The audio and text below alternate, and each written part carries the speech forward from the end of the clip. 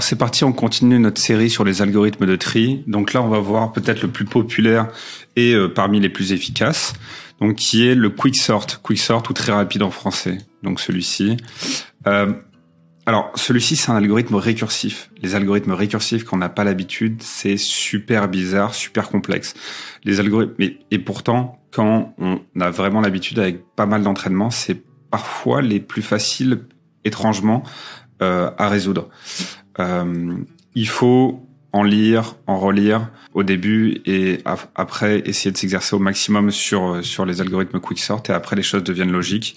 Là, ce que je vais faire, c'est que je vais le coder assez rapidement et ensuite je vais dérouler l'algorithme, c'est-à-dire qu'on va étape par étape voir ce que l'algorithme fait sur, par exemple, cette liste. Alors, donc je vais le dérouler, je vais l'écrire assez rapidement. Donc moi, je le connais. Donc là, toujours quand on s'apprête à résoudre un algorithme, ce qu'on fait, c'est qu'on écrit un petit main. Là, c'est le code va se lancer ici. On prépare notre fonction ici qu'on va remplir et ensuite on appelle notre algorithme sur notre liste print. Comme ça, on est prêt et on peut commencer. Donc le principe du quicksort, c'est que on va, comme c'est un algorithme récursif, rappeler l'algorithme et rappeler le même algorithme à l'intérieur de la fonction. Là, on va rappeler la fonction elle-même. Et avec les algorithmes récursifs, on va voir qu'il y a un truc très important, c'est que on va écrire en premier une condition d'arrêt. C'est-à-dire que l'algorithme récursif, on va rappeler l'algo, la fonction elle-même, sur un élément qui va être par exemple de plus en plus petit. Ça, c'est une liste. On va rappeler l'algorithme sur une liste de plus en plus petite. Et donc, forcément, à un moment, il faut essayer de trouver une condition d'arrêt. Et cette condition d'arrêt, dans ce cas-ci, ça va être, puisque la liste va devenir de plus en plus petite, il y a un cas dans lequel on sait que c'est fini, c'est si la liste fait un élément. Si j'ai juste la liste 70 avec un élément dedans, je sais que c'est trié et je peux retourner ma liste. Ça, on le sait. Donc, si len de input inférieur ou égal à 1, donc la taille de la liste est inférieure ou égale à 1, si c'est 1 ou 0, donc à savoir la liste comme ceci ou 70, dans les deux cas, la bonne réponse, c'est de retourner la liste. Elle est déjà triée. Ensuite, le principe, il va être comme suit. Donc, je vais prendre un élément, ce qu'on appelle le pivot, un élément au hasard de la liste et l'enlever de la liste et le stocker dans la variable pivot. Donc, je vais faire un input_list.pop de 0. Ça, c'est dire, dans ma liste ici, je veux enlever le premier élément, à savoir 70. Donc, et pivot contiendra la valeur 70 et la liste fera plus que ces éléments-là. Ensuite, donc, j'ai le pivot. Ensuite, on va construire deux listes. Une liste gauche et une liste droite. Faire gaffe, j'ai un accent du sud seulement sur le mot gauche, typiquement. Donc sur le liste gauche, je vais faire quoi? Je vais faire input list. Ouais, c'est ça. Donc on va construire deux listes et la liste gauche va contenir tous les éléments restants dans ma liste qui sont plus petits que le pivot et ma liste droite va contenir une liste de tous les éléments dans ma liste qui sont plus grands que le pivot. Donc c'est parti, on va faire ça. Donc liste gauche et liste droite, je les instancie avec une liste avec rien dedans pour l'instant. Et maintenant, je vais parcourir ma liste, input list, dans lequel il n'y a plus le pivot, il n'y a plus que ces éléments-là. Et je vais faire... Il faut savoir se laisser porter avec les algorithmes récursifs. Là, j'explique le principe, je le code, après on va dérouler au fur et à mesure, on va comprendre. Liste gauche, .append de... Donc là, j'ai les éléments restants de ma liste. Alors, si cet élément est plus petit que le pivot, je vais mettre inférieur ou égal, le pivot, alors j'ajoute cet élément dans la liste gauche, puisque c'est tous les éléments qui sont plus petits que le pivot. Sinon, j'ajoute cet élément dans la liste droite. Ok. Donc comme ça, une fois que ça sera déroulé, j'ai le pivot, j'ai ma liste gauche, et j'ai avec les éléments plus petits que le pivot, ma liste droite avec les éléments plus grands que le pivot. Et donc là, si on regarde bien, et c'est là où je vais rappeler Quicksort. Et je vais le rappeler d'ailleurs 2 fois. En fait, une fois que j'ai ça, il faut faire, avec un algorithme récursif, il faut faire confiance au fait que, même si c'est étrange, on n'a pas l'impression d'avoir fait, l'algorithme va faire ce qu'on dit. Donc, si je rappelle Quicksort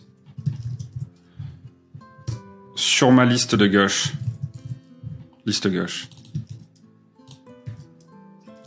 il devrait trier cette liste gauche, plus tous les éléments dans la liste gauche sont inférieurs à la liste gauche, donc le bon résultat, ça devrait me sortir les éléments triés qui sont plus petits que pivot.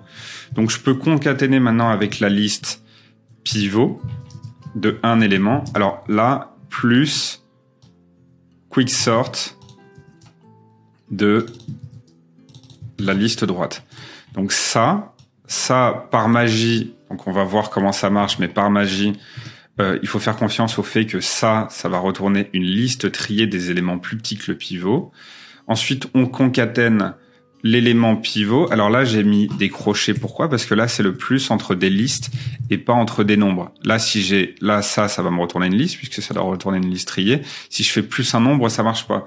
À laquelle donc je concatène le nombre pivot qui est plus grand que tous ces éléments, puisque par construction ici, dans liste gauche, on a mis les éléments plus petits que le pivot. Donc le pivot, là, cet élément, il est plus grand ou égal aux éléments de gauche, plus ceux-là qui sont plus grands que le pivot, par construction, là encore.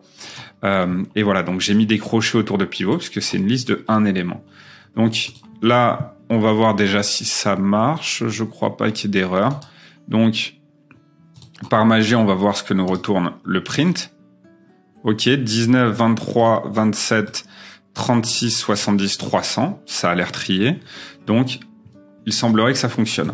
Alors, on va voir comment on va dérouler l'algorithme. Donc là, encore une fois, on a bien un algorithme récursif puisqu'on a rappelé l'algorithme lui-même sur des éléments, sur des listes. Et on l'a rappelé même 2 fois. Si on regarde rapidement, on est d'accord que à chaque fois qu'on rentre dedans, on prend un pivot, on crée une liste des éléments qui sont plus petits que le pivot, une liste des éléments qui sont plus grands que le pivot. Dans un cas, on l'appelle liste gauche, dans l'autre liste droite. Et si on rappelle l'algorithme sur cette liste gauche et cette liste droite, on est d'accord qu'à chaque fois, puisqu'on coupe en 2 morceaux la liste, finalement, cette liste gauche et cette liste droite va devenir de plus en plus petite. Puisque là, si on rappelle l'algorithme, il va encore re-rentrer à l'intérieur, créer une liste gauche et une liste droite, mais de cette liste avec le pivot. Et donc, on va arriver vers des listes de plus en plus petites. Et cette condition d'arrêt, finalement, va nous amener à des listes, finalement, va faire qu'à la fin, à force de rappeler Quicksort sur des listes de plus en plus petites, ça va retourner simplement une liste de un élément, ici avec cette condition d'arrêt, et on va voir que là est le fonctionnement. Donc c'est parti, je vais le dérouler. C'est très important de faire ça pour bien comprendre les choses, c'est un peu la seule manière d'ailleurs de comprendre les choses. Même si à terme, il n'y aura pas besoin pour les algorithmes récursifs de les dérouler mentalement quand on a bien compris le principe. Donc là, au départ, j'ai Quicksort de ça. Alors, qu'est-ce qui s'est passé? Donc on a Quicksort de ça. Est-ce que la taille de la liste est inférieure ou égale à 1? Non. Donc, on vient ici. Donc là, j'ai mon pivot qui est égal au premier élément 70. Donc ça, c'est le point pop ici, pivot. Après, je crée une liste gauche et une liste droite. Donc cette liste gauche, ça va être quoi? Ça va être tous les éléments. Donc là, on parcourt. Donc au départ, elle est vide. Et liste droite, on peut faire ça. Hop, liste droite. façon, les deux listes vides sont créées à ce moment-là. Liste droite. Après, on parcourt chacun des éléments de la liste. Si un élément est plus petit que 70 ou égal, on le met... Donc là, remarquez qu'à partir de là, 70, il a été enlevé de sa liste. Le pop enlève le pivot. Donc là, on est en train de considérer que ça. Je parcours chacun des éléments ici. Si un élément est plus petit que le pivot, je le mets dans la liste gauche. S'il est plus grand, je le mets dans la liste droite. Donc là, celui-là, il est plus petit que 70. Celui-là est plus petit que 70. Celui-là est plus grand que 70. Celui-là est plus petit que 70. Celui-là est plus petit que 70. Maintenant, ok, donc là, on a fait tout notre for. On a rempli nos listes droites et nos listes gauche. Là, maintenant, on va appeler ça. Il y a un retour de ça, return de ça. Donc, ça retourne liste gauche ici, quicksort de liste gauche, plus le pivot 70, la liste de un élément, plus 300. Ok. Ah, merde. Donc, ça, c'est à l'intérieur. C'est liste droite ici. Ok. Donc là, il y a un return de ça. Regardons ce que vaut chacun des éléments. Ça, on va réappliquer quicksort sur cette liste. 70, c'est fait, c'est une liste de un élément. Quicksort, ok. Si on calcule quicksort, calculons quicksort de 300, une liste de un élément 300. Ok, on rentre dans l'algorithme. Est-ce que la taille de cette liste de un élément est inférieure ou égale à 1? Elle est égale à 1. Oui, donc je retourne input list. Donc je retourne la liste elle-même. Donc ça vaut quoi? Ça vaut... Je vais recalculer, voilà la même chose, sauf que quicksort de 300, ça retourne exactement la liste 300. Et 70 plus 300, ça vaut quoi? Bah ça vaut une liste. La liste de un élément 70 plus la liste de un élément 300, c'est la concaténation, donc ça fait une liste de deux éléments 70 plus 300. Maintenant, regardons ce que vaut quicksort de 23. Donc là, maintenant, on va calculer ça. C'est parti. Donc là, c'est magique, mais on rentre à l'intérieur de la fonction, hein, mécaniquement, sans se poser de questions. Donc là, on réapplique, on oublie ce qui a été fait avant, on réapplique l'algorithme sur cette liste. Le pivot ici, c'est le premier élément, 23. J'ai ensuite ma liste gauche de un élément et ma liste droite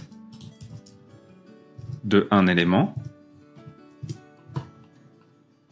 Ah putain, c'est chier cette pop là. De un élément. Là maintenant, je vais parcourir tous les éléments sauf le pivot. Et si un élément est plus petit que le pivot, je vais le mettre dans la liste de gauche. Si un élément est plus grand que le pivot, je vais le mettre dans la liste de droite. 36, c'est plus grand que 23, donc je le mets à droite. 27, c'est plus grand que 23, donc je le mets à droite. 19, c'est plus petit que 23, donc je le mets à gauche. Et là, maintenant, qu'est-ce qu'on va faire? On va... Voilà, donc on a pivot, liste gauche, liste droite. Donc, on a créé le pivot, on a instancié les deux listes vides, on a rempli avec les éléments restants de la liste en dehors du pivot, voilà, s'il était plus petit ou plus grand que le pivot. Et là, maintenant, on rappelle encore... Donc là, maintenant, il y a un return de ce truc.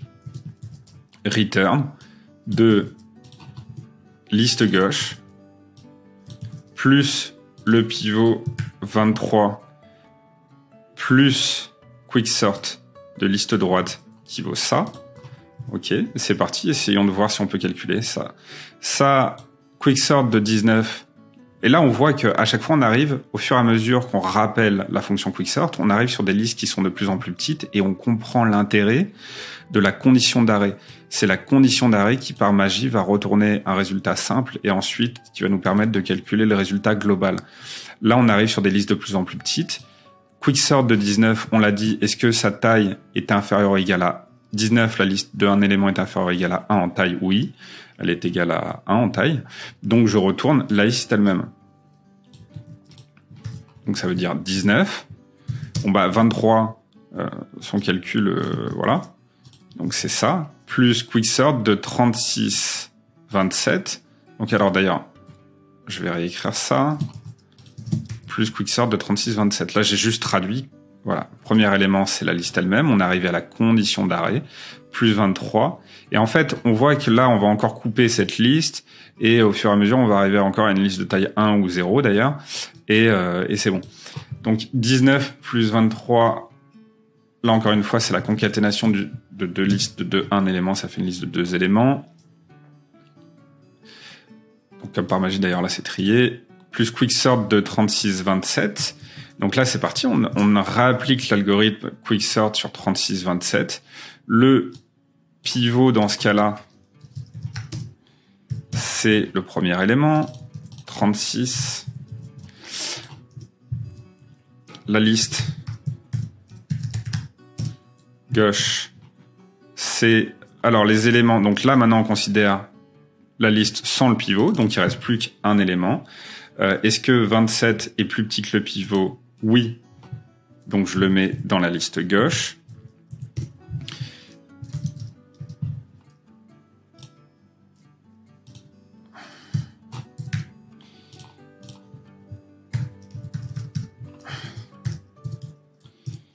Est-ce que 27... Alors, est-ce que 27... Voilà, et il n'y a plus d'autres éléments. La liste droite, elle a été instanciée à une valeur vide, puisque d'abord on instancie les listes, là, ici, à des valeurs vides, et ensuite on remplit. Donc voilà, liste gauche vaut 27, liste droite vaut rien. Il n'y a pas d'élément plus grand que 36 dans le seul élément 27. Et là, c'est parti, on réappelle notre retour là, bêtement. Il faut savoir essayer d'appliquer chaque ligne d'un algorithme sans forcément tout comprendre au début. On le déroule pour le comprendre. Donc liste gauche, ça va être 27 plus le pivot qui va être... Ah merde, d'ailleurs, c'était pas une liste, là. Le pivot, c'est un élément. Donc, plus le pivot qui va être 36, et à droite, qui va être une liste vide. Ok, donc, comme on l'a vu précédemment, une liste de un élément, elle est déjà triée. Est-ce que sa taille est inférieure ou égale à 1? Oui, donc ça retourne la liste elle-même.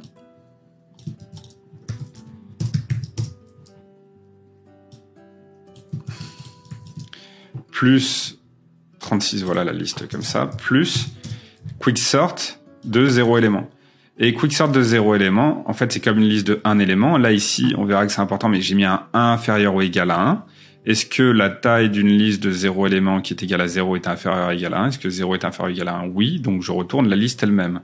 Donc je retourne la liste qui est ici, à savoir la liste vide. Voilà.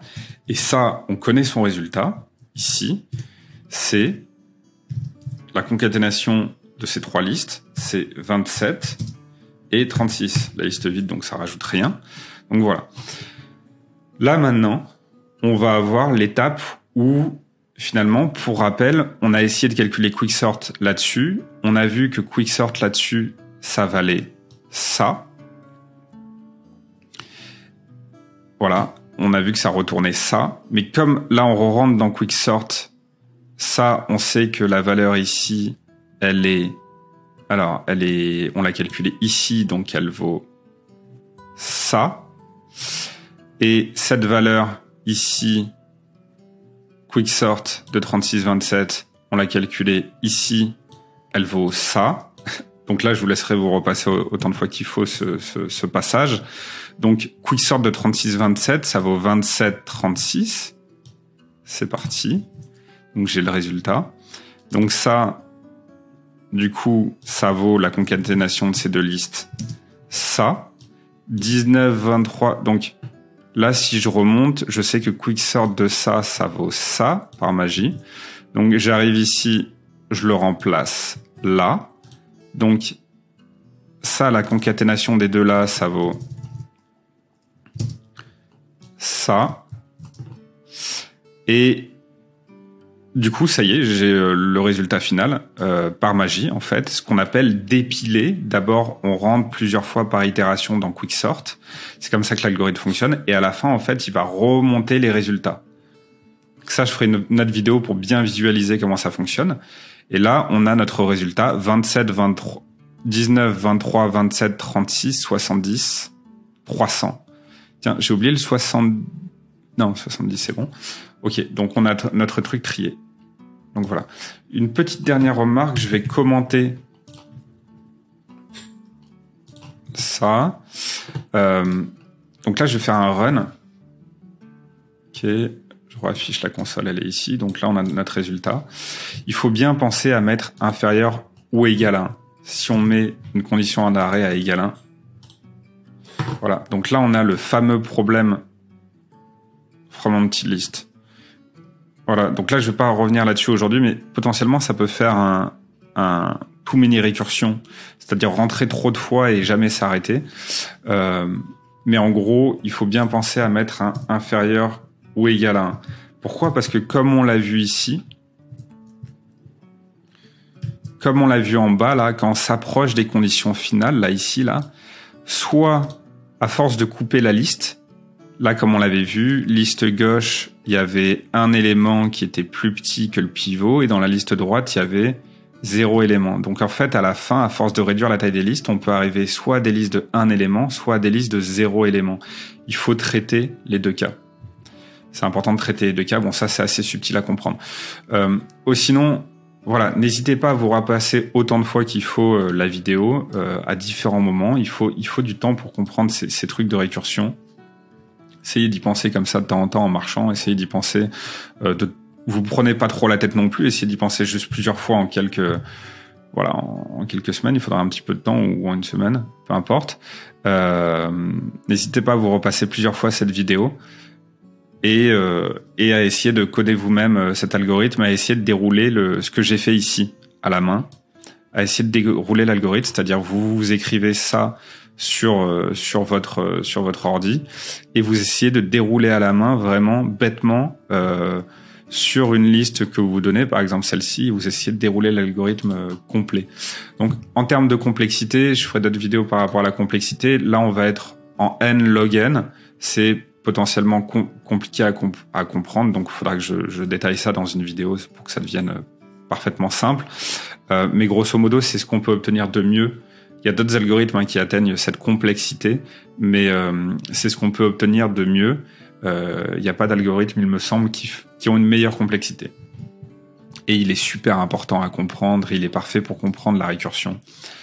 Donc n'hésitez pas à le recoder vous-même plusieurs fois pour comprendre tout ça.